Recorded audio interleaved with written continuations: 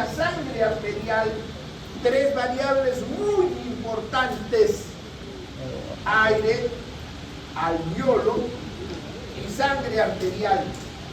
Y a la par que tenemos sangre arterial, también vamos a aprender sangre venosa. Entonces, muy importante, acá no lo he puesto, no, así está, miren la diferencia de pH.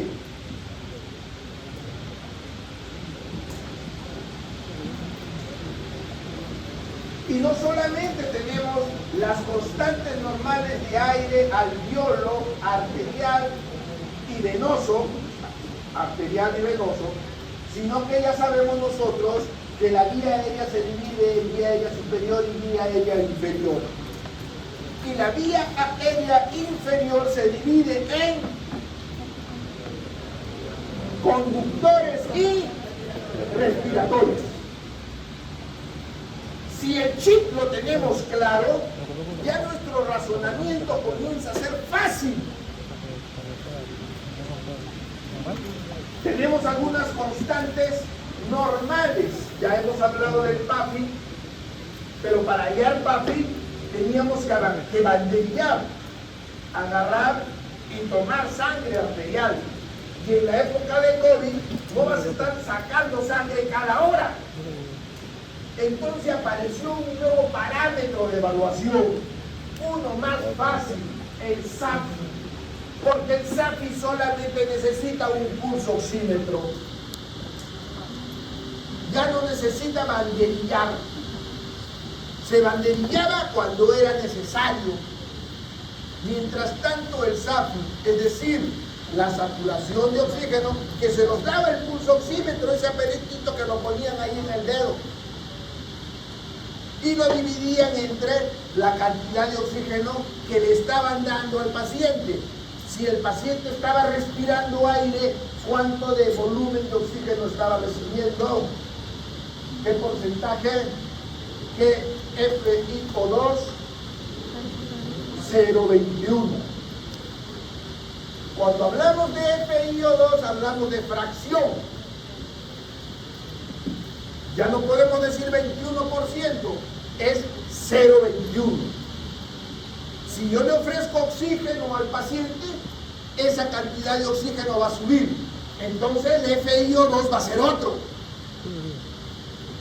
Para eso van a aprender ustedes un poco más adelante que cada cantidad de oxígeno que se entrega tiene una cantidad de oxígeno fijo. ¿Cuál de las leyes físicas es esa? Y no solamente tenemos ese valor, sino este valor muy importante que dice gradiente alveolo arteriolar.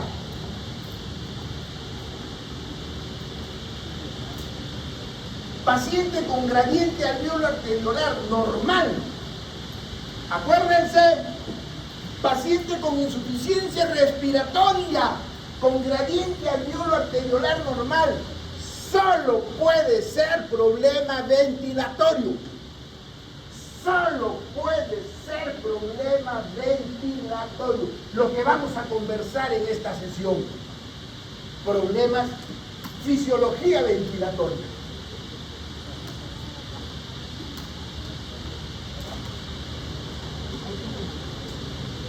Paciente con gradiente alveolo arteriolar elevado podrá hacer otras cosas. Esto lo conocen desde el colegio. Me imagino que todos ustedes, aunque creo que la currícula del colegio ya no toca, la pena, ¿no?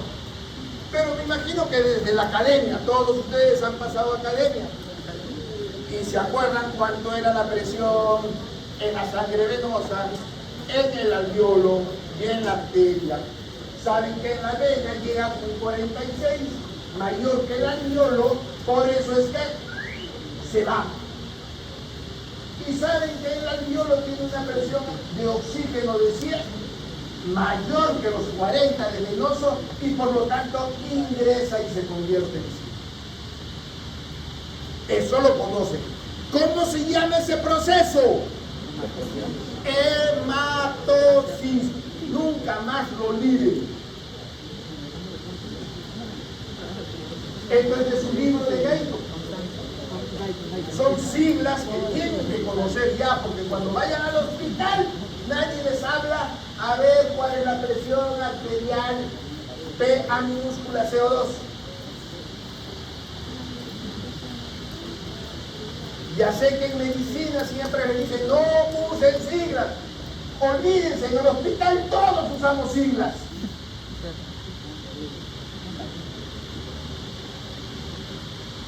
Algunos términos que ya tienen que conocer. Nuevamente, si alguien tiene alguna duda, que levante el brazo, por favor.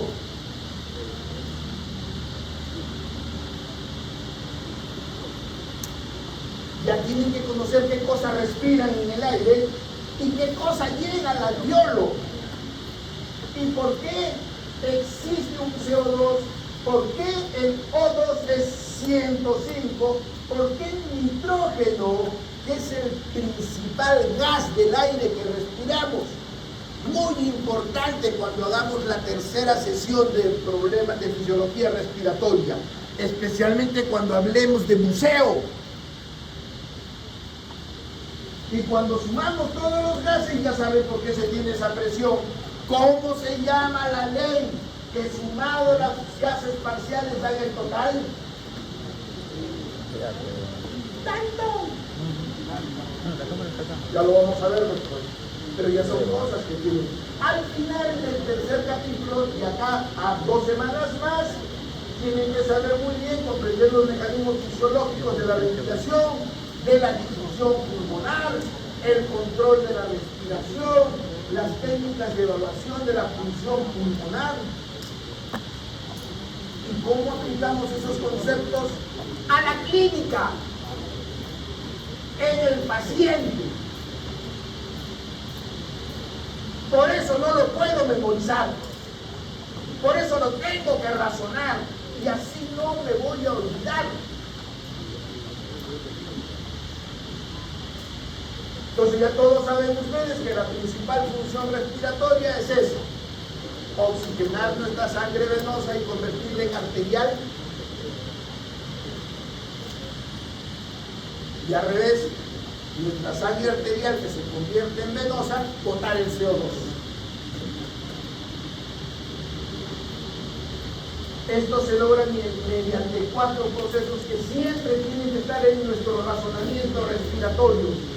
Mi paciente tiene problema de ventilación, mi paciente tiene problema de difusión, mi paciente tiene problema de perfusión o mi paciente tiene problema de distribución. Distribución. ¿Cuál es la dama, la reina que está bailando cuando hablamos de distribución? La sangre en las arterias. ¿Y cuál va a ser específicamente el componente que va a bailar en la distribución? La hemoglobina. Y ahí viene el concepto de disociación del oxígeno y la hemoglobina. Si se va hacia la izquierda, si se va hacia la derecha. Si se va hacia la derecha, se desprende fácilmente. Si se va hacia la izquierda, se desprende muy difícilmente. Eso lo aprenderemos cuando hagamos distribución. ¿Y por qué? Porque el entender eso va a hacer que entendamos por qué mi paciente tiene hipoxemia y o hipercapnia. De estas 4 alteraciones, ¿cuál es el que produce hipercapnia? Ventilación. Y has equivocado. Hipercapnia es aumento de CO2. Y si está reteniendo CO2, si está elevando CO2, ¿está respirando? No. Porque el CO2 es fácilmente difusible. La única forma con que el CO2 no salga al aire es porque no respiremos. ¿Y quién se encarga de esa respiración? La bomba, la ventilación. Esto es algo que es igual cuando les he hablado del gradiente alveolo arteriolar. Nunca más deben olvidarlo. Paciente que está en su emergencia y llegan sus gases arteriales con un CO2 elevado, busquen problema de ventilación. Y para hablar problema de ventilación es eso que vamos a aprender ahora. Es problema motor, médula espinal, músculos respiratorios, es problema de la caja torácica o es problema central respiratorio, porque ¿qué pasa si el cerebro se cierra? ¿Cómo respiramos? Y si no respiramos, el CO2 se queda.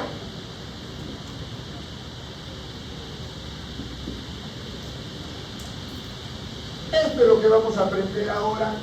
Ventilación en 6 pasos. Después de que el oxígeno pasa todo esto, o el aire que llega a los alveolos para todo esto, tiene que cruzar la barrera alveolo capilar. Alveolo. Difusión hacia el capilar, perfusión. Y una vez que se pase esto, tiene que entrar a la sangre y tiene que unirse hacia la hemoglobina. Y hablamos de distribución. Si este esquema está acá, puedo yo enfrentar los problemas de hipoxia e hipercapnia.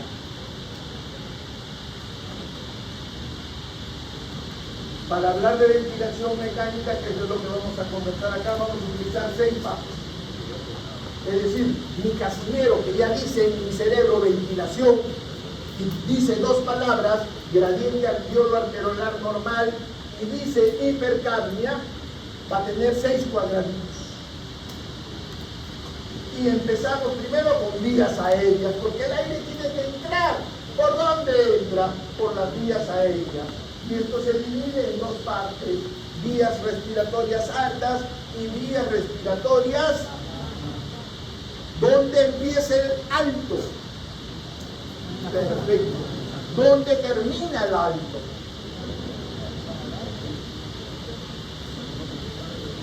La nariz.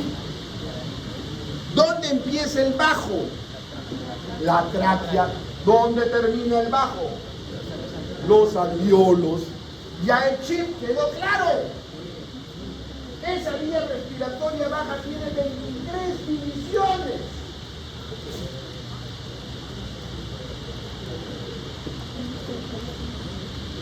Vías conductoras, las 16 primeras. Vías terminales o respiratorias o alveolares, las otras 7, 16 más 7. La vía respiratoria alta ya hemos empezado, de que empieza desde las fosas nasales y termina en el último cartílago laríngeo, el cricoides. Porque por debajo del cricoides empieza la vía respiratoria baja, con tráquea, que baja hasta el ángulo de Lewis. ¿Qué cuerpo vertebral dorsal es? D4, y se divide en bronquios. Y empieza la segmentación. Bronquios principales, bronquios segmentarios, y etcétera, etcétera, etcétera. ¿Cuántos bronquios lobares tiene el derecho?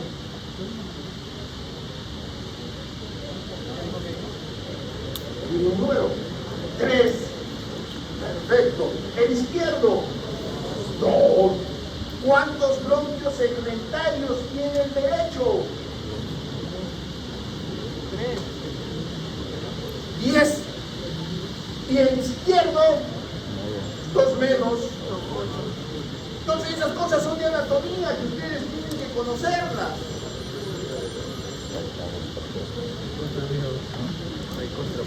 Y ahí tienen ustedes los primeros 16 en la zona de conducción y los otros 7 en la zona respiratoria. Muy importante.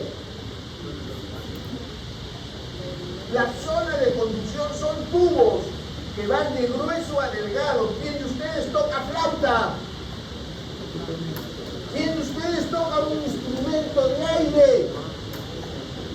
no es músico. Quien solo sabe de medicina, ni medicina sabe. Cultiven un arte. Tocar timbre si quieren. Tocar la puerta de la vecina a la 1 de la mañana si quieren. Pero no se queden solo como estudiantes de medicina. Quien solo sabe de medicina, ni medicina sabe. Entonces cuando soplamos un tubo de grueso a delgado, se comienza así. ¡Wow! Miren la característica importante de la zona de conducción, porque cuando ustedes chapan aire y yo pongo mi estetoscopio, puedo ponerlo cerca de la tráquea y tendrá un ruido. Puedo ponerlo cerca de los bronquios y el ruido cambiará. O puedo ponerlo muy lejos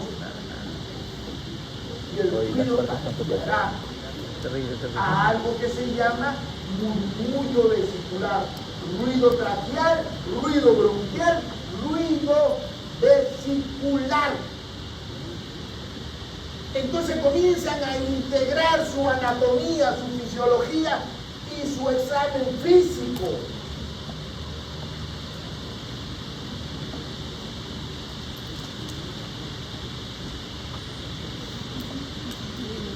Ahí tienen el área transversal de lo que viene a ser la zona respiratoria y la zona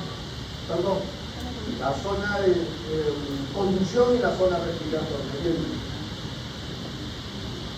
Entonces las vías conductoras empiezan, ya hemos quedado con la tráquea, se ramifican dicotómicamente en los bronquios principales, y ahí los bronquios globales, y ahí los bronquios segmentarios, que ya hemos aprendido muy bien en anatomía, como están viendo ustedes ahí. Las primeras 16, valga la redundancia, siempre forman la zona conductora y se encargan solamente de transportar los gases. ¿Qué pasa si ese tubo tiene algún fenómeno de obstrucción?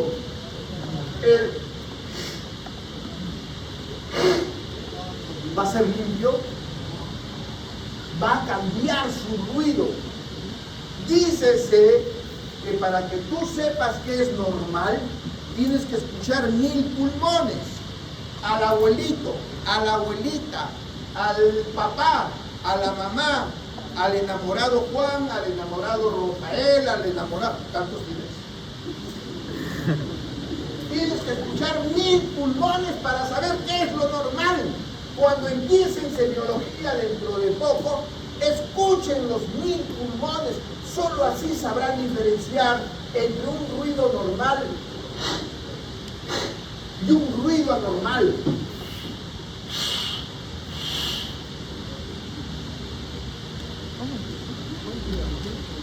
¿Cuál es la característica clínica de la alteración de esta vía de conducción?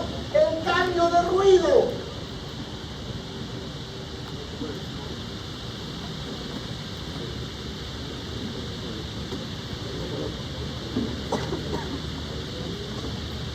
Entonces ya saben ustedes que la zona de conducción no solo es un tubo de plomo. Esa zona de conducción tiene distintas células. Entonces se acordarán de histología, una célula importante en los bronquios, en la tráquea. Las glándulas. Otra estructura histológica importante, los cartílagos,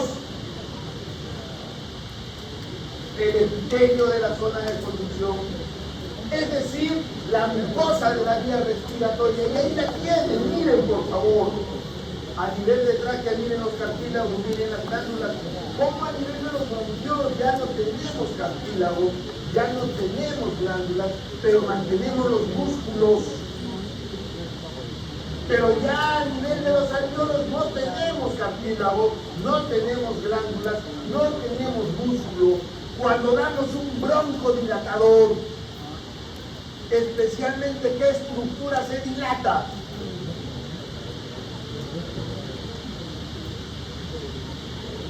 la aplicación de su histología. Yo no doy broncodilatadores para que el alveolo se dilate, eso es imposible, no tiene músculo, no tiene cómo dilatarse. Doy broncodilatador para que la vía de conducción se dilate. Aplicamos nuestra fisiología a la farmacología.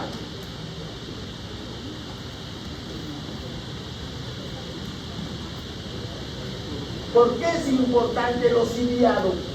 Existe una enfermedad que se llama Cartagener, la enfermedad del cilio alterado, en donde el paciente tiene situs inverso, el corazón lo tiene en el lado derecho. ¿Por qué?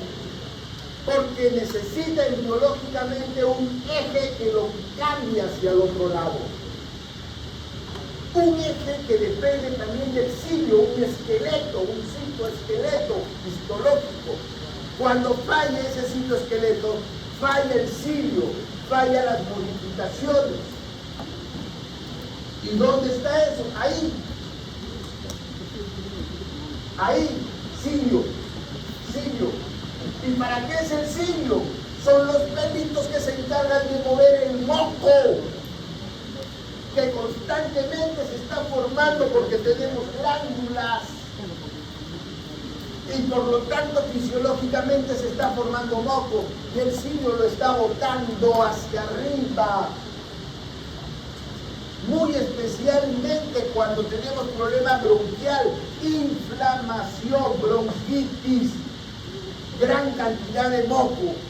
Si se altera esas células, si se altera ese cilio, ¿quién se encarga de botar? Y si no bota, se queda. Y si se queda, se obstruye. Eso no sucede en la zona alveolar. Es típico. Entonces, cuando hagamos nosotros semiología, el silbido, el burbujeo grueso, ¿es típico de quién? De los bronquios. Síndromes bronquiales. Y ahí tienen ustedes las zonas.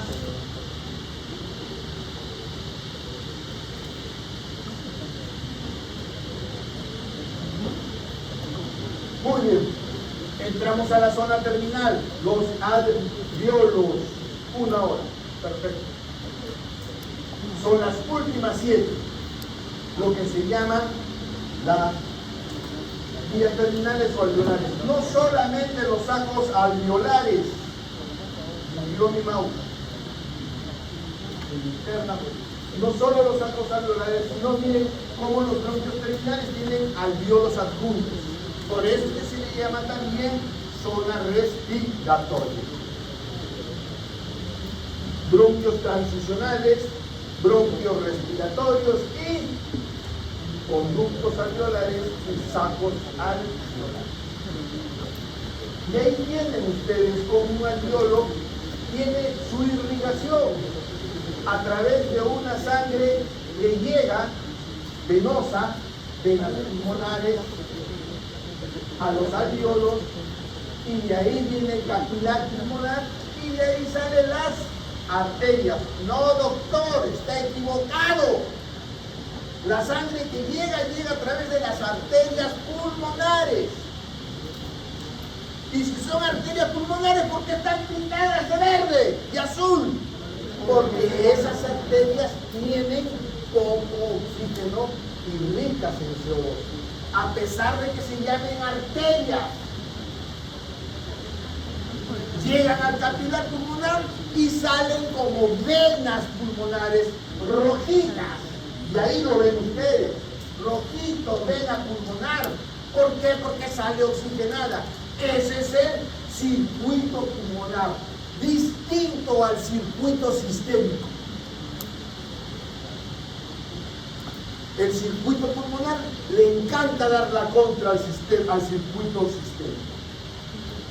Entra como arteria cianótica, sale como vena roja.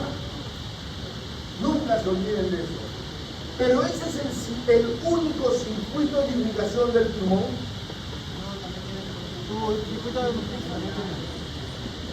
¿Qué cosa dijiste? ¿Alguien dijo no? ¿Nutricio? ¿Se puede nutricio? Arterias nutricias. ¿Cuáles son esas arterias nutricias?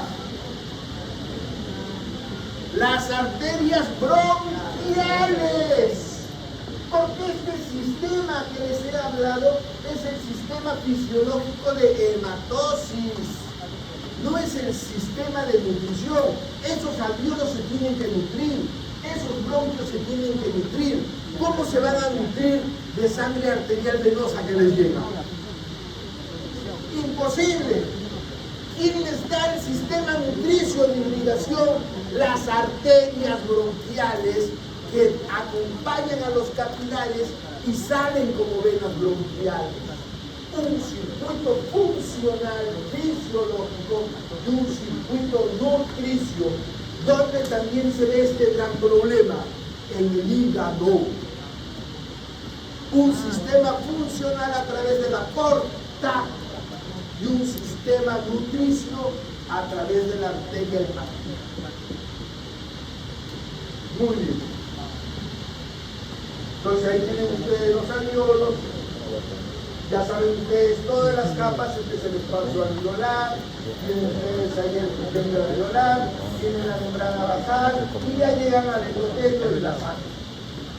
No voy a entrar mucho a la histología, pero ya saben ustedes que los alvéolos, el epitelio alveolar, tiene algunas células muy importantes. Los neumocitos tipo 1 y los neumocitos tipo 2. ¿De qué se encargan los neumocitos tipo 2? De la grasa faltante. ¿Y de qué se encargan los neumocitos tipo 1? De protección. De la hematosis. Nunca se olviden. Y además de los neumocitos tipo 1 y tipo 2, tenemos células estrelladas de macrófagos que sirven para la inmunidad. Los presentadores de antígenos. Muy importante. Muy importante. Y un saco alveolar está separado de otro saco alveolar. Un bronquio terminal está separado de otro bronquio terminal. No. Por eso tenemos los canales de Martini, los canales de Lambert y los famosos poros de Kohn entre alveolo, entre saco alveolar y saco alveolar. Por eso es que cuando nosotros tenemos un problema de neumonía en un saco alveolar, rápidamente contamina el del costado. Y lo único que nos separa son los segmentos fibróticos que hay entre segmento y segmento. Los tabiques que existen entre segmento pulmonar y segmento pulmonar. Por eso que cuando hablamos de neumonía, hablamos de neumonía segmentaria, hablamos de neumonía lobar, si compromete todo un lóbulo, o hablamos de neumonía pulmonar, si compromete todo un pulmón. Entonces tienen ahí las características que ya hemos conversado, qué cosa es la zona de conducción, qué cosa es la zona respiratoria, quiénes tienen cilios, quiénes tienen músculo, quiénes tienen cartílago. Los alvéolos, algunos, los bronquiolos respiratorios tendrán muy poquito cilio, muy poquito músculo, pero lo que viene a ser saco alveolar no tiene nada de eso. Y tenemos distintos diámetros. Cuando hagan farmacología y hagan nebulización o uso de antibióticos, uso de broncohidratantes, tenemos que tener presente que el diámetro de la partícula húmeda que yo estoy inyectando a mi paciente es muy importante para ver dónde queda. Así tenemos que los que tienen 10 micrómetros se depositan solo en orofaringe. Si ustedes nebulizan y ven burbujear grueso, eso solo se queda en la orofaringe, eso no llega a la tráquea. Si yo tengo burbujas de 5 a 10, eso sí se deposita en la vía aérea. Y de 0 a 5, eso sí puede llegar a los alveolos. Por ejemplo, cuando doy antibióticos por nebulización. Entonces, importa saber el tamaño de la burbuja, importa saber el grosor del diámetro. Terminamos la primera parte de vías aéreas y pasamos a músculos de respiración. Hablar de músculos de respiración es hablar de inspiración y expiración. Esto que está acá, pulmón chiquito, ¿qué cosa es? Expiración. Esto que está acá, pulmón grande, ¿qué cosa es? ¿Qué cosa sucede con los diafragmas? Se aplanan. Entonces tenemos músculos de la inspiración, músculos primarios de la inspiración, uno solo. ¿Cuál es?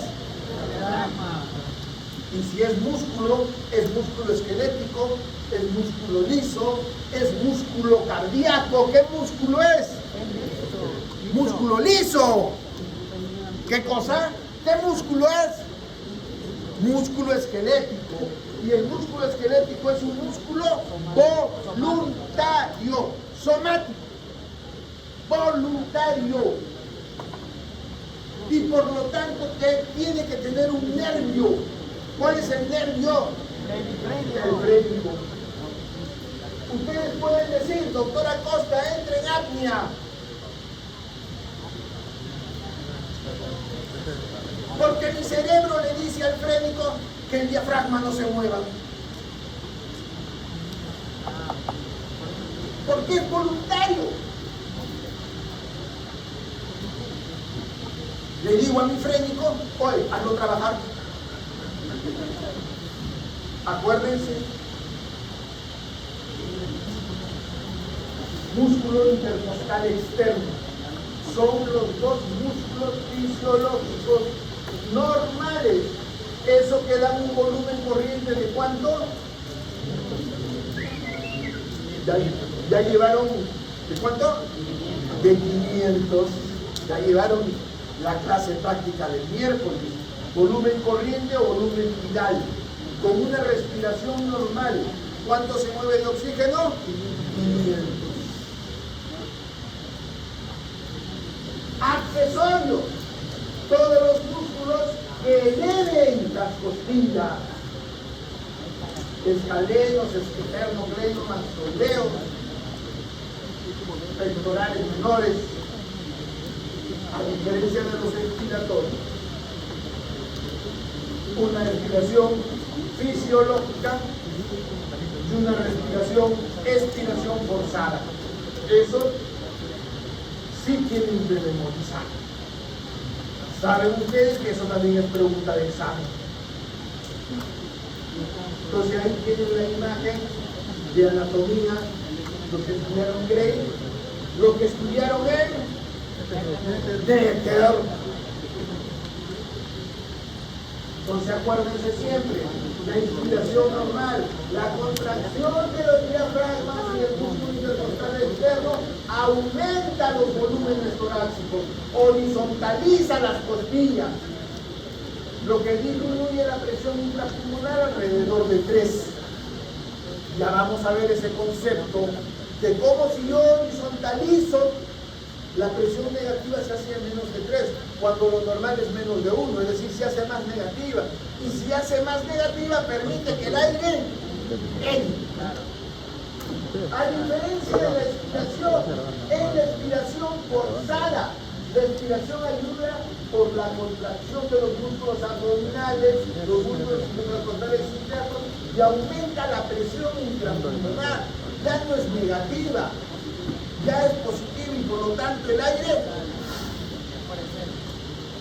en una expiración forzada. Porque en una expiración fisiológica solo se mueve a +3. Forzada, exprimimos el pulmón. Terminamos músculos y entramos a cavidad pleural. ¿Cuál es la cavidad pleural? el espacio que existe entre pleura visceral y pleura parietal. Eso me gustó. Eso es excelente. Apóyense, es una hora horrible. Yo nunca podía hacer clase a las 3 de la tarde. Después de almorzar me dormía en automático. La que es ahora mi esposa me codeaba. Oye, el profesor te está viendo. Ayúdense entre ustedes. La cavidad pleural, muy importante, porque esa cavidad pleural tiene algo muy importante para la respiración, que es una presión negativa. El espacio pleural tiene una presión negativa. Por eso es que es fácil que el pulmón se expanda. Y para que el pulmón se expanda, la presión de la pleura tiene que ser mayor a la pulmonar. Ahorita vamos a ver eso. Mejor dicho, tiene que ser más negativa que la pulmonar. De esa forma el pulmón puede expandirse.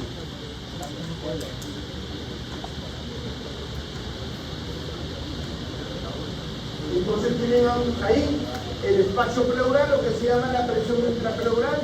En cambio, en el alveolo, la presión intraalveolar o presión pulmonar. Presión intratorácica, la que está en el mediastino, esa no corresponde a la parte respiratoria. Presión intratorácica, la que está en el mediastino. Entonces miren esto, por favor, porque es muy importante. ¿Cómo se llama la presión que está en el pulmón? La presión intraalveolar. ¿De cuánto es? De 760. Es la presión del medio ambiente. A diferencia de la presión que se encuentra en el espacio pleural. ¿Cuánto es la presión? Menos 4, menos 756. Es lo que les hablaba, negativa. Eso permite, si bien esta presión es igual que la del medio ambiente, al ser negativa, permite que el pulmón se expanda. Por eso que la presión transpulmonar es la presión transpulmonar. La presión alveolar, intraalveolar, menos la presión pleural. Siempre es a favor del pulmón con una presión negativa. ¿Qué pasa si este espacio se llena de líquido? ¿Seguirá teniendo una presión negativa? No. Ya no. ¿Qué pasa si este espacio se llena de aire? ¿Seguirá teniendo una presión negativa? Ya no. Y si esta presión negativa se vuelve positiva, ¿qué cosa es lo que le va a pasar al pulmón? Va a colapsar el pulmón. Entonces ahora ven qué importante es esta presión negativa que tiene. Ahora sí comenzamos a entender muy bien. Acá tenemos nosotros, miren ustedes por favor, la presión intrapleural y la presión alveolar. Como en la inspiración las dos son negativas, mucho más negativa la presión intrapleural. Eso permite que el aire entre. Es decir, ventilación. 1. La vía de conducción, que permite que el aire ingrese. 2. Los músculos. 3. La presión negativa de la cavidad pleural. Hace que el trabajo de inspiración sea fácil. Cualquier modificación de ellos tres no nos permite inspirar, ventilar. Entonces, si tenemos elevado el CO2, ya sabemos que es problema ventilatorio. Es un problema de conducción. Es un problema de caja torácica porque hay parálisis del frénico. O es problema de presión intrapleural.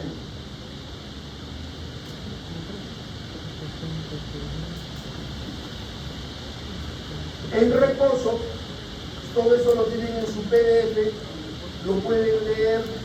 ¿Qué sucede? músculo respiratorio está en el reposo, la retracción del pulmonar y de la caja torácica son iguales, pero opuestas. La presión en el interior del árbol bronquial es la atmosférica, no hay cambio de aire. ¿Qué sucede en la inspiración? El diafragma se aplana.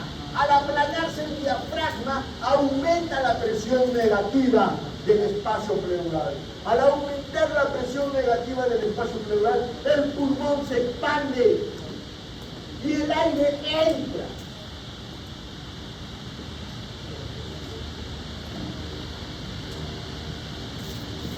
Esto es algo que tiene que 1 más 1, 2, 2 más 1, 3, así de automático recordarlo siempre. ¿Qué es lo más importante que sucede acá? El aplanamiento del diafragma. Si el diafragma no se aplana, no se contrae, no se produce esto. O se produce muy poco.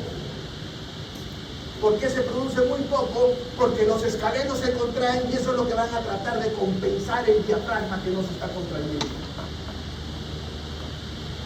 Los escalenos están horizontalizando las costillas y eso es lo que está tratando de generar el espacio negativo, porque no se puede con el diafragma. No lo compensará totalmente, quizás parcial. Y definitivamente, si es un solo emitórax, el otro es el que respirará. ¿Hay alguna enfermedad que comprometa a ambos lados?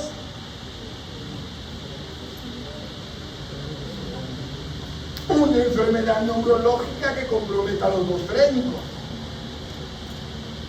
Hace unos 5 años atrás, un verano, varios pacientes jóvenes, especialmente del norte, una enfermedad inmunológica, el síndrome de Guillain-Barré, un síndrome que compromete la parte neurológica motora. Ustedes ya probaron neuroanatomía, ustedes ya probaron neurofisiología, ya saben lo que es el Guillain-Barré, ya se los han enseñado en fisiología, en neurofisiología.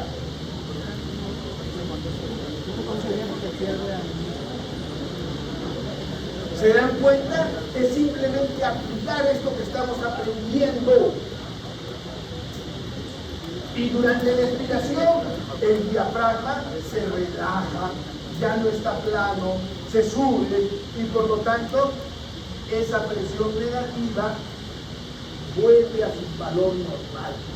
Y el pulmón puede tranquilamente relajarse. Entonces tienen ahí nuevamente la presión en alveolos, que ya saben que es negativa, pero mucho más negativa es la presión intrapleural y por lo tanto van a tener el volumen inspiratorio. Esa variación de volumen por variación de presión se denomina la presión transpulmonar. La diferencia entre la presión alveolar y la presión pleural, ambas negativas, pero una más negativa que la otra, es lo que genera la presión transpulmonar. Y ahí tienen justamente lo que hemos visto en la parte fisiológica, con lo que está empezando al momento de la inspiración y al final de la inspiración, al momento de la expiración y al final de la expiración. Por eso es importante que vengan leyendo la clase, porque es acá donde me dicen, doctor, esto no entiendo. Y si nadie me dice, doctor, esto no entiendo, sigo avanzando. Y podemos hablar ahora sí de la presión transrespiratoria, también llamada presión transaérea. Es la diferencia entre la presión barométrica del aire y la presión alveolar. Entre otras palabras, la presión es la diferencia de gradiente de presión entre la presión bucal y la presión alveolar. Y ahí las tienen. Mientras que arriba es 760, en el alveolo es 757. Si la presión es mayor en la boca, en la laringe, es fácil que el aire entre, ¿no es cierto? A eso se denomina presión transrespiratoria. Presión transmural es la diferencia de presión que se produce a través de la pared de la vía aérea. La presión transmural se calcula restando la presión intravía y la presión extravía. Y también va a ser siempre positiva, como ven ustedes acá. Salvo que haya broncoconstricción y por lo tanto es negativa. Pero siempre va a ser positiva. A esto se denomina presión transmural. Entonces, el aire entra a los pulmones, 1, por la vía, 2, por el músculo, 3, por la presión alveolar, 4, por la presión transrespiratoria, la presión transmural y lo que ya hemos conversado de la presión transmural.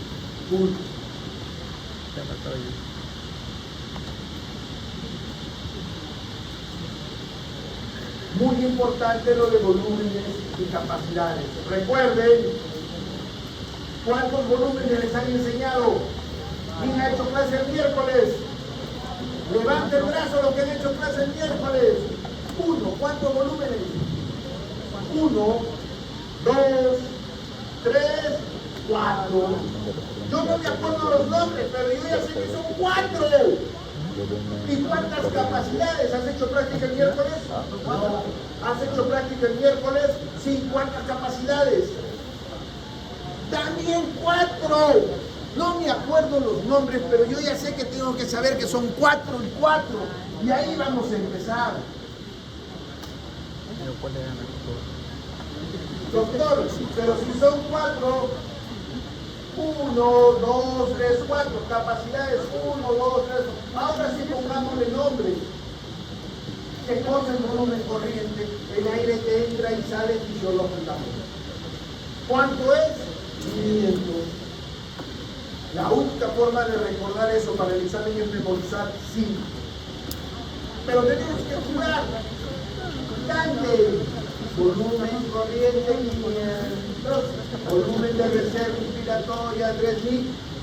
Invéntense su cuento, invéntense su canto, pónganlo en una tabla y todos los días en la mañana en el micro están volumen corriente. Están en el baño y están volumen corriente. No les queda otra cosa porque eso sí es memoria.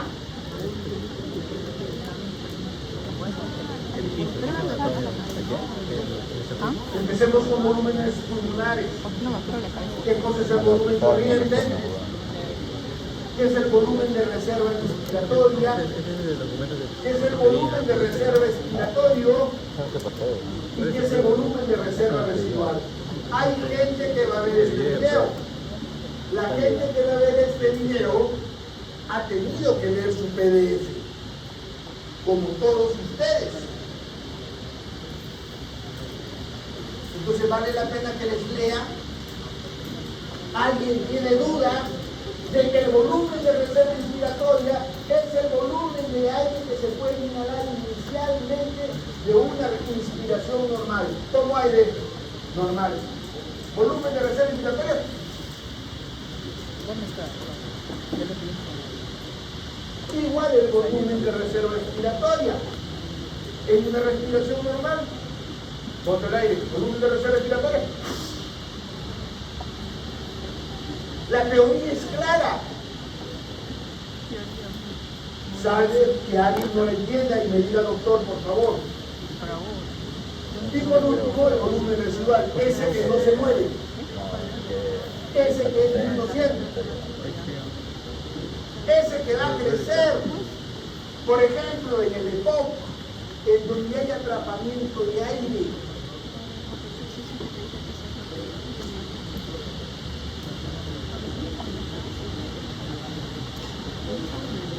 Y si conocemos los volúmenes, conocemos la capacidad. ¿Qué cosa es la capacidad vital? La suma del volumen corriente importante del de reserva inspiratoria y del de reserva expiratoria. ¿Estoy? La capacidad vital. ¿Qué cosa es la capacidad pulmonar total? Se le suma también el de reserva. Y por último, el de reserva funcional y la capacidad inspiratoria.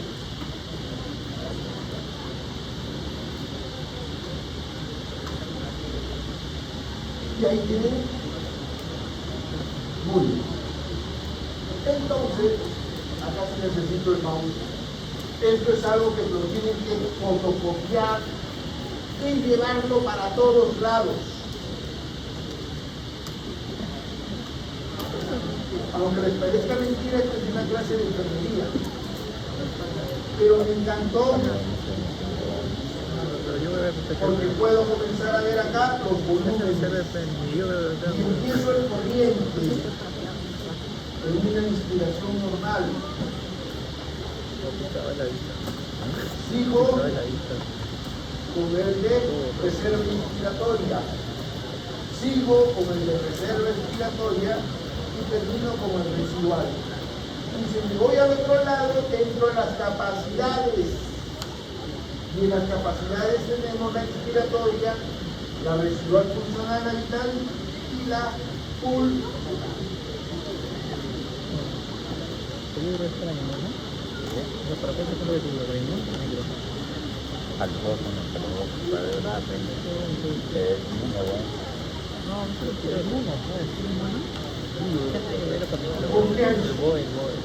¿Alguien sabe cómo borrar esa parte de arriba? El botero es para el parásito. ¿Siempre va a estar? Entonces no lo... ¿Qué es la compliance? La compliance pulmonar o distensibilidad del pulmón. El pulmón se puede expandir porque es un tejido elástico que le permite expandirse.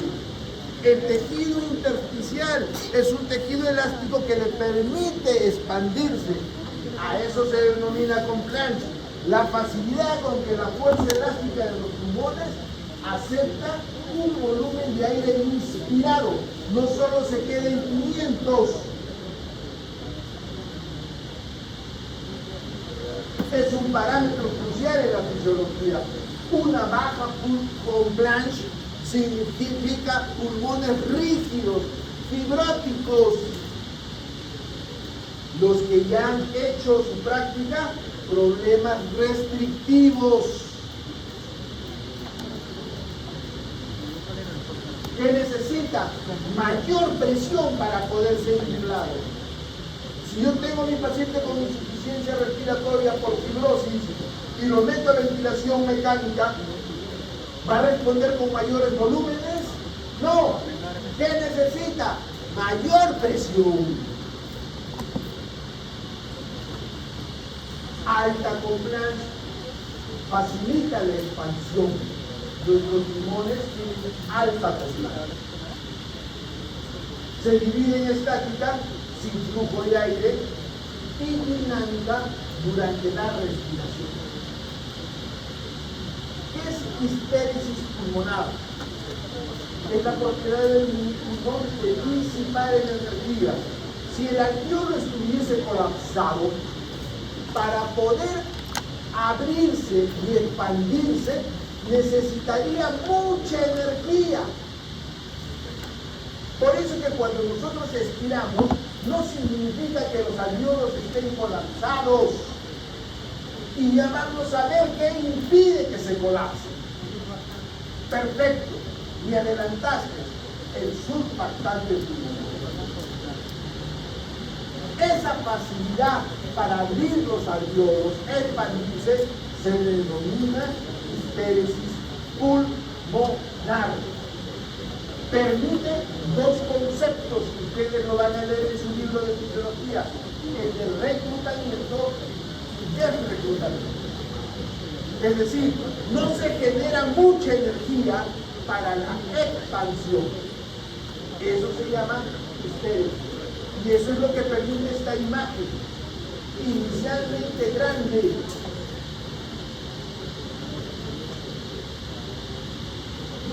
Ahí tenemos una compliance de lo que significa inspiración y expiración. Acá no está hecha la pancita, pero ya saben que la pancita es lo que se denomina interés. Una compliance normal, una compliance incrementada, y miren ustedes una compliance disminuida, por eso es que el volumen pulmonar cae, por eso es que las restrictivos tienen un volumen pequeño. La elastancia, cuidado, la elastancia no es elasticidad, que muchos confunden con el compliance. La elastancia es justamente la elasticidad que permite que el pulmón regrese a su posición normal. Eso se llama elastancia, que la compliance, el pulmón regrese a su posición normal. Entonces ahí tenemos un pulmón con una capacidad de compliance y una elastancia que va a regresar a su posición. Pero ¿qué pasa si es que la compliance es tan grande? Llega un momento en que la elastancia se va a romper. La ley de Hooke. ¿Qué dice la ley de Hooke? Establece que cuando un cuerpo verdaderamente elástico, como un resorte, recibe una unidad de fuerza, se estirará una unidad de longitud, y cuando reciba 2 unidades, se estirará 2 unidades de longitud, y así sucesivamente, hasta que llega a un punto donde se va a romper. Ya no tiene elastancia y se va a romper. ¿Qué pasa si en el pulmón se rompe?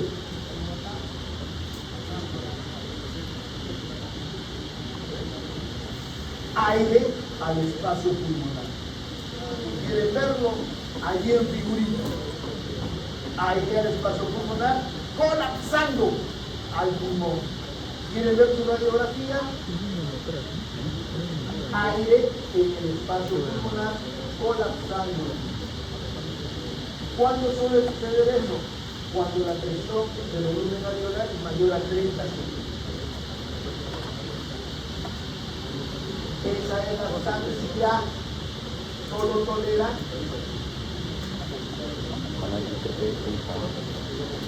30 centímetros de volumen.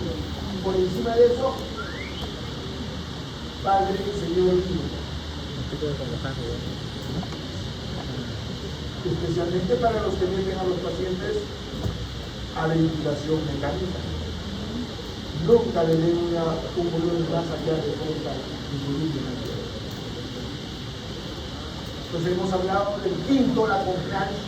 Si no existe buena compliance, ¿cómo va a ventilar? Sexto, la elastancia. Si no existe una buena elastancia, ¿cómo va a ventilar? Y por último, la ventilación alveolar. Y ahora sí, para hablar de ventilación alveolar tenemos que hablar especialmente de lo que es el espacio muerto. Pero el espacio muerto tiene varias definiciones. Antes de hablar de esas definiciones, vemos que el espacio alveolar tiene algo que se llama surfactante. Y alrededor de la superficie del surfactante, entre el surfactante y la pared alveolar, una interfase de aire-agua.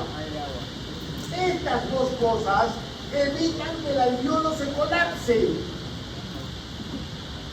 Si no tenemos una buena interfase aire-agua y no tenemos una buena surfactante, el alveolo se colapsa y le es difícil expandirse. Tiene que generar más energía, más ATP. ¿Quiénes van a generar ese ATP?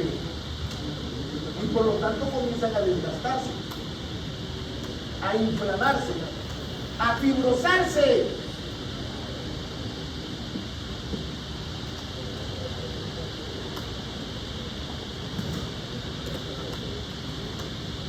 La importancia aérea. Ahí nos acordamos de la ley de Frank. Y por último, la surfactante química.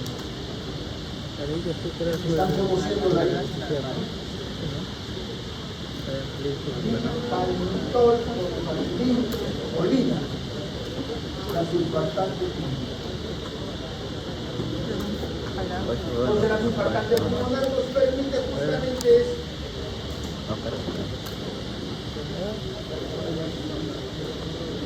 Todo el mundo se acuerda de la surfactante pulmonar porque esto se lo han enseñado en histología y les han enseñado lo que significa el diestrés respiratorio del niño, del infante, la famosa enfermedad de membrana hialina.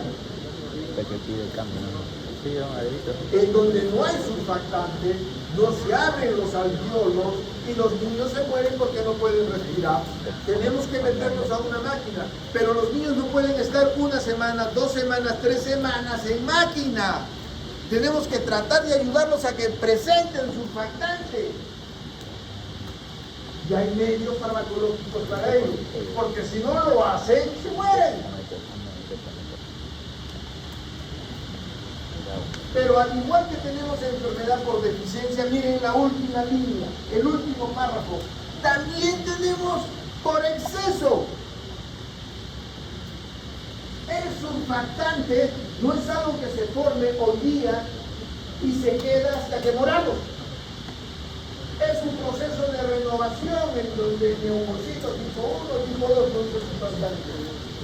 El número 2 produce el surfactante y los macrófagos se lo van comiendo. Es un intercambio fisiológico. ¿Qué pasa si tenemos anticuerpos contra estos macrófagos? Y por lo tanto no se pueden comer el surfactante. Y por lo tanto el surfactante se produce y se produce y se produce y llega a los alveolos. ¿Cómo va a respirar el paciente? 2 cuerpos no pueden ocupar el mismo espacio. Si el surfactante ocupa los alveolos, ¿el aire va a ocupar los alveolos? ¡Imposible! ¿Cómo se llama eso? Proteinosis alveolar. Tenemos las 2 caras de la medalla. Si el problema, como he dicho yo, son anticuerpos contra el factor activador de macrófagos y monocitos. Ahora existe un medicamento que trabaja como factor y eso es lo que hay que dar en la proteinosis alveolar. Antes, ¿qué hacíamos? El siglo pasado teníamos que estar lavando y lavando, lavando y lavando para quitar el surfactante. Miren los 2 extremos. Hablando del espacio anatómico, miren ustedes, el espacio anatómico, el espacio muerto. Hablando del espacio muerto, tenemos un espacio, se refiere al volumen de aire inhalado que no participa en intercambio gaseoso. Dijimos que ¿cuánto es el volumen corriente? ¿Cuánto es lo que participa en el intercambio gaseoso? 305. Hay 150 que queda desde la tráquea a los bronquios y eso se denomina espacio muerto anatómico. Si tenemos el concepto de espacio muerto anatómico, también tenemos el espacio de muerto alveolar. ¿Cuál es el espacio muerto alveolar? Son los alveolos que por alguna razón no son perfundidos. Y si no hay perfusión, no hay hematosis. Eso no suele suceder fisiológicamente. Todos los alveolos son perfundidos. Entonces eso es un problema de enfermedad. A eso se denomina shunts. Por ejemplo, la tromboembolia pulmonar. Cierra la arteria pulmonar con un trombo y la sangre no puede pasar por el capilar pulmonar, no puede haber hematosis. Ese alveolo podrá estar distendido, pero no puede respirar. A eso se denomina espacio muerto anatómico. Espacio muerto alveolar. Gracias por la corrección. Te miraste feo. Dice doctor, está loco. Espacio muerto alveolar. Luego tenemos el espacio muerto fisiológico, que es la suma de ambos. Como no debe haber espacio muerto alveolar, el espacio muerto fisiológico suele ser igual que el anatómico, 150. Si comienza a aumentar el espacio muerto fisiológico, es a costa de alveolos no percutidos. Y por último, hablando de ventilación mecánica, el espacio muerto instrumental. 4 términos que tenemos que siempre recordar y diferenciar. Entonces ahí distinguimos un poquito del anatómico del fisiológico. Hiperventilación, acuérdense, ventilación alveolar aumentando. ¿Qué pasa si aumenta la ventilación alveolar? Aumenta el PO2. Disminuye el CO2. ¿Te acuerdas? Por ahí conversaba contigo qué cosa era hipercapnia y me dijiste aumentar la... No. Al aumentar la ventilación, aumenta la oxigenación y disminuye el CO2. No se retiene. Cuando disminuye el CO2 se llama hipocapnia. A diferencia que cuando tenemos poca ventilación, miren el CO2. Entonces el CO2 es un problema de ventilación, de difusión, de perfusión o de distribución. Un problema de ventilación. El paciente ventila mal, retiene CO2. Y para ventilar, pensamos, 1, vía de conducción. 2, músculo y nervios. 3, presión intraabdominal. 4, con planche. 5, elastancia, y creo que se me escapa uno porque eran 6.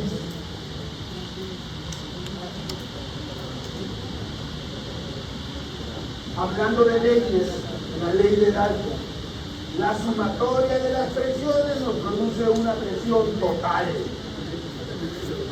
¿Se acuerdan? 760. ¿De dónde son? Ahí está. Recuerden muy bien con el nitrógeno.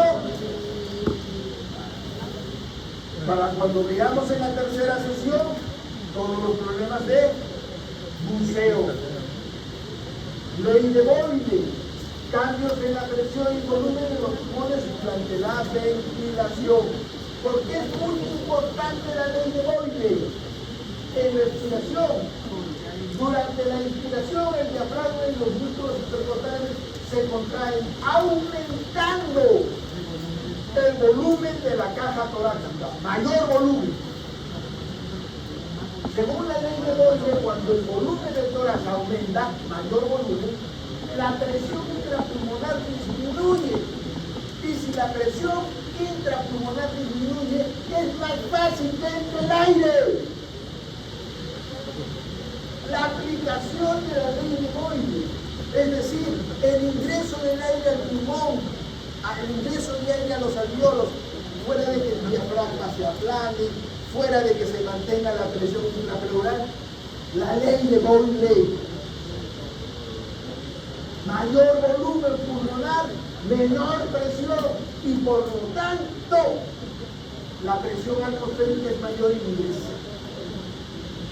A diferencia de la expiración, durante la expiración el diafragma y los músculos intercostales se relajan, disminuyen el volumen, y si hay menor volumen, hay mayor presión dentro de los alveolos, no permite que entre el aire. Más bien lo bota, porque hay mayor presión que la atmósfera. La ley de Boyle también facilita la respiración. La ley de Poncil, en donde miren el diámetro. A mayor diámetro, más fácil entre el aire, mejor conducción. A menor diámetro, por eso dice menor radio, más difícil entre el aire. Por eso es que la vía de conducción tiene sus cartílagos y tiene sus músculos lisos para producir broncodilatación y favorecer la ley de Bode, la ley de Pausini, cómo favorece la respiración.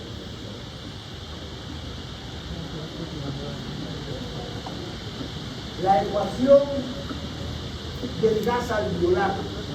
¿Para qué se produce la ecuación del gas alveolar? Ojo, oído y ceja. Miren su PDF y van a comparar con lo que está escrito, con lo que está proyectado, por favor. Entonces la presión alveolar de oxígeno se obtiene mediante esta fórmula. En donde la presión barométrica la conoce, la presión de agua también la conoce. El FiO2 se bloquea en el aire 0,21. El radio es una constante. ¿Qué cosa tienen que conocer? La presión arterial del CO2. Ese es algo que ustedes tienen. Y la única forma de conocer la presión arterial del CO2 es gases arteriales. No es como la presión arterial de oxígeno, que la pueden intuir por la saturación. La presión arterial de CO2 solo la pueden medir con gases arteriales, van desviando. Entonces miren ustedes, ahí está. Simplifico la fórmula a esto. La presión alveolar de oxígeno es 150 menos lo que yo voy a obtener entre 0,8. ¿Para qué me sirve esto? Para lo que les mencioné al inicio, la gradiente alveolo-arteriolar. Un paciente con insuficiencia respiratoria que tiene una gradiente alveolo-arteriolar normal, ¿dónde es el problema? Ventilación, si te lo dije al comienzo de la clase. Acuérdense, problema de ventilación, gradiente alveolo-arteriolar normal e hipercapnia. ¿Cuánto es lo normal del gradiente? Un gradiente mayor de 20, el problema primario no es ventilatorio. Y si no es ventilatorio, ¿qué puede ser?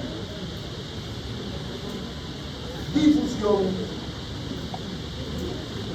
distribución, falta uno.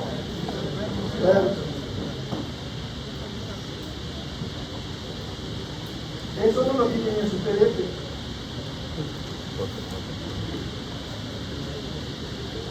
Gradiente normal, hipoventilación. De eso se trata. Doctor, lo que usted nos entrega en PowerPoint y falta, le tomo foto. De eso se trata.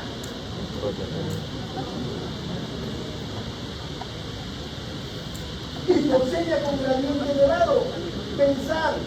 Problema de ventiloperfusión, problema de cortocircuito o problema de virus.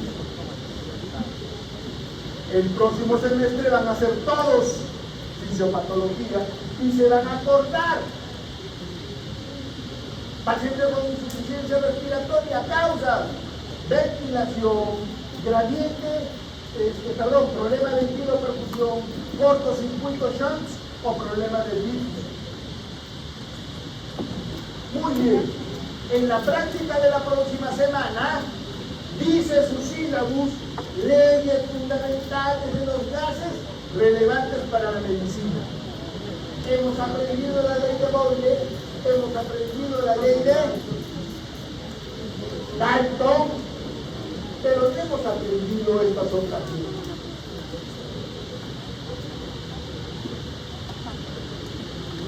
Porque estas leyes sirven más para fisiología de terapia respiratoria. Por ejemplo, hay una por ahí que habla de temperatura. A una temperatura constante, las moléculas se mueven. Si aumento la temperatura, las moléculas van a tener mayor movimiento, ocupando el mismo volumen. Nosotros teníamos equipos para dar oxígeno que eran cánulas binasales. Esos oxígenos con cánulas binasales solo nos permitían darle hasta 40% de oxígeno. Y eso significaba darle oxígeno a 5 litros por minuto. Pero los pacientes con COVID y estrés severo, el 40% les quedaba poco. No teníamos cómo darles más oxígeno. Solo nos quedaba intubar y meterlo a una máquina de ventilación. Los americanos dijeron, ¿qué pasa si un equipo de cánula binasal le aumento la temperatura? ¿Y qué pasa si ese equipo, por una máquina, le puedo poner un poco más de presión? Puedo subir la concentración de oxígeno hasta 80%. Y no necesito intubarlo, porque el 90% de los pacientes con COVID severo intubados se morían.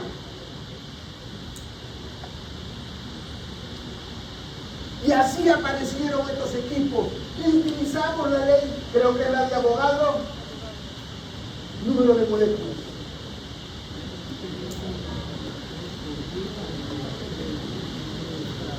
La próxima semana van a hacer justamente. ¿Quieren buscar dónde leer esto? Ahí tienen la referencia. Les he dicho, hay imágenes que tienen referencia. Muchas de estas leyes son físicas y hay que aplicarlas a medicina. Léanlas ahí. Y eso sí lo tienen en su mente. Solo tienen que entrar a su Google y leerlas. Tómense el trabajo para que tengan una buena práctica.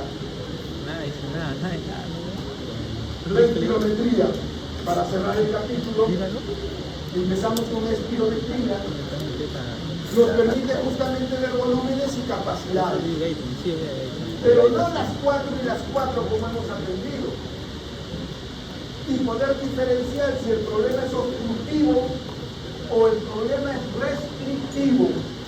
El problema de ventilación es obstructivo o el problema de ventilación es restrictivo. Y así tenemos otros parámetros muy parecidos a los volúmenes y capacidades. En lo que tenemos el primero, el volumen respiratorio forzado del primer segundo. Nosotros conocíamos el volumen respiratorio forzado, pero lo voy a tomar al primer segundo. La velocidad con que sale la expiración forzada, pero en el primer segundo. Muy importante. La capacidad vital forzada, que la conocen. La relación que existe entre ambas. Esa relación tiene un nombre propio que es muy importante para los problemas obstructivos. ¿Alguien sabe cómo se llama esa relación?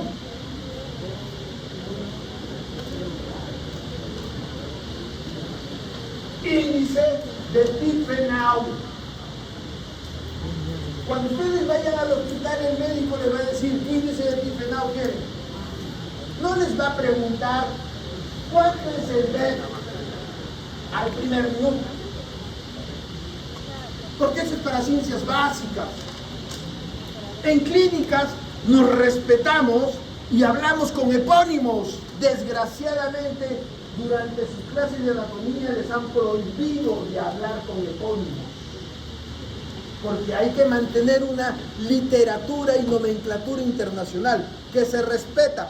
Pero en hospital no, pues nos encanta brillar y hablar de epónimos. ¿Cómo se llama ese índice? De Tiefenau. ¿Y por qué es muy importante ese índice? Porque nos marca si el problema es obstructivo.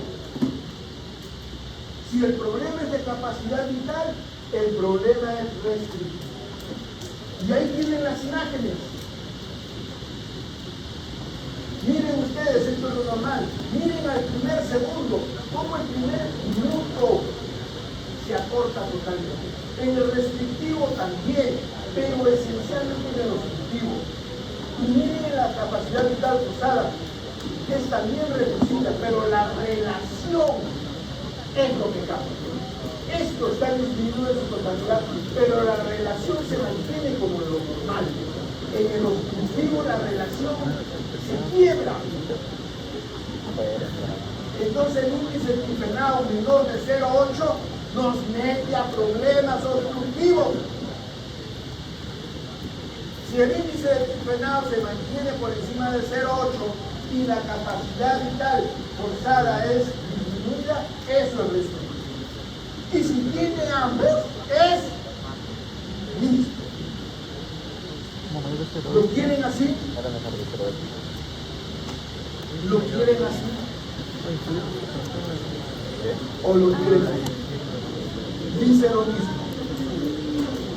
Es Rosa, es Juana, es Anita, con el mismo vestido. El algoritmo simple.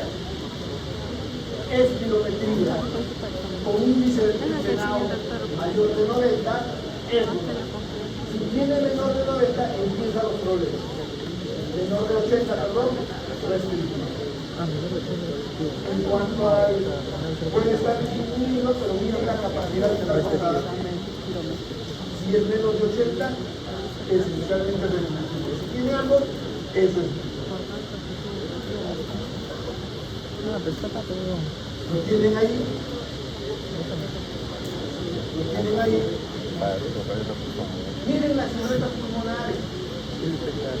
De repente mi memoria no me da para memorizar números, pero sí me da para memorizar imágenes. Pulmón normal, pulmón restrictivo, miren, comparado con el normal, pulmón más chiquito.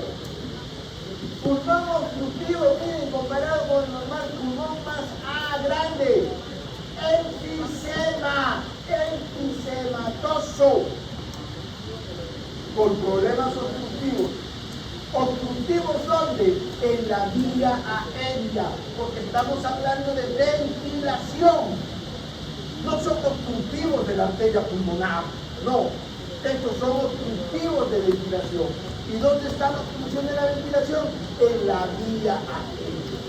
Problemas restrictivos, ¿dónde? En el parénquima pulmonar.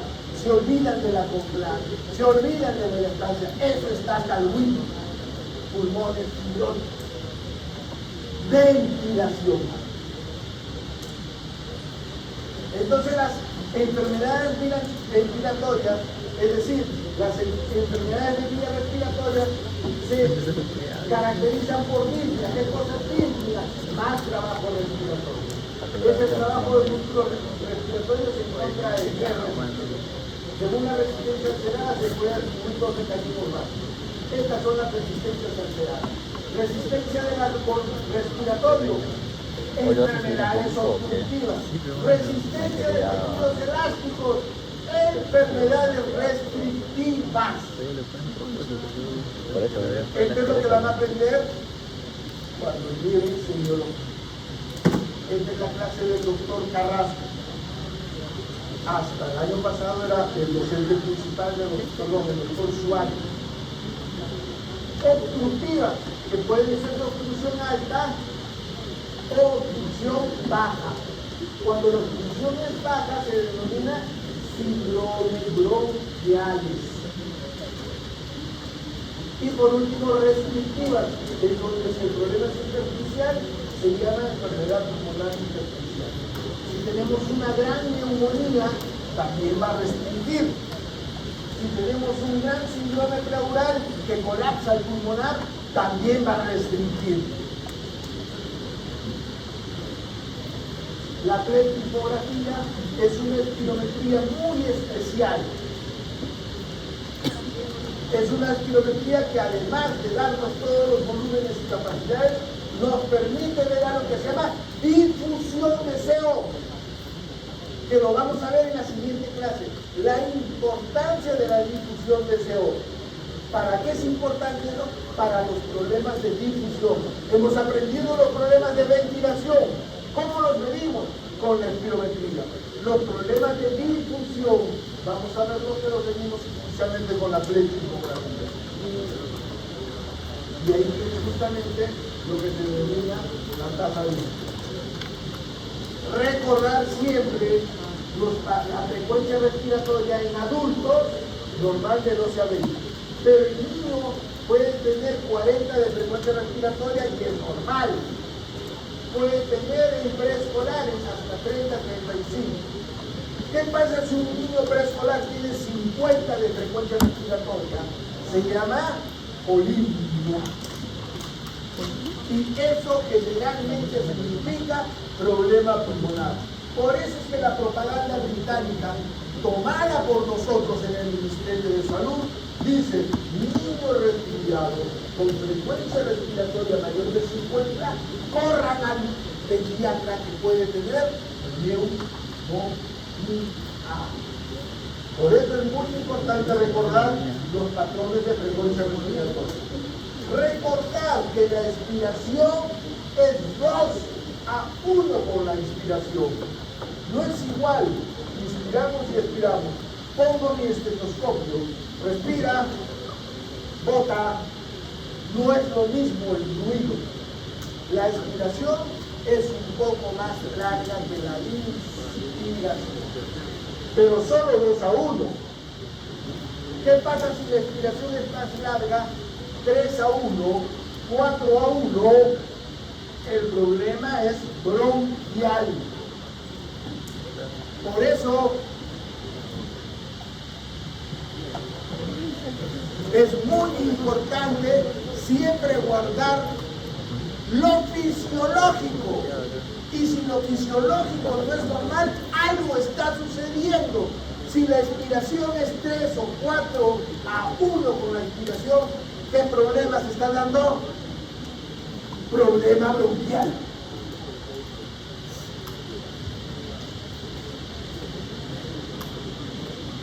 Para los que les encanta la ventilación mecánica porque tienen pasión por lo impulsivo, son medios vampiros, les encanta pinchar, tomar sangre, estar cinturando. Esa fue mi pasión de cuando empecé a estudiar medicina. Yo vivía frente al hospital y paraba en emergencia. Distintos patrones pulmonares y distintos requerimientos de ventilación mecánica. La imagen de pulmón normal. La imagen de pulmón enfisematoso. Pero doctor, si tiene los alveolos más grandes, perfecto. Va a respirar mejor. Miren la irrigación. Esto tiene irrigación. Pueden ser alveolos grandes, pero están perfundidos. Y si no están perfundidos, hay hematosis. O los pulmones fibróticos. Tenemos pulmones normales y tenemos pulmones fibrosados. También se altera la hematosis. Trastornos ventilatorios, distintos lados de la medalla que nos producen problemas ventilatorios. Y el problema ventilatorio se caracteriza por hipoxemia o por hipercapnia. Respondan, ustedes están cansados, yo también. Los problemas ventilatorios se caracterizan por hipoxemia o por hipercapnia. Perfecto. Pueden tener también asociado hipoxemia. No les niego eso. La mayoría de pacientes que tienen hipercapnia también va a tener hipoxemia. Pero la característica importante es la elevación de CO2. Dios guarde a la reina.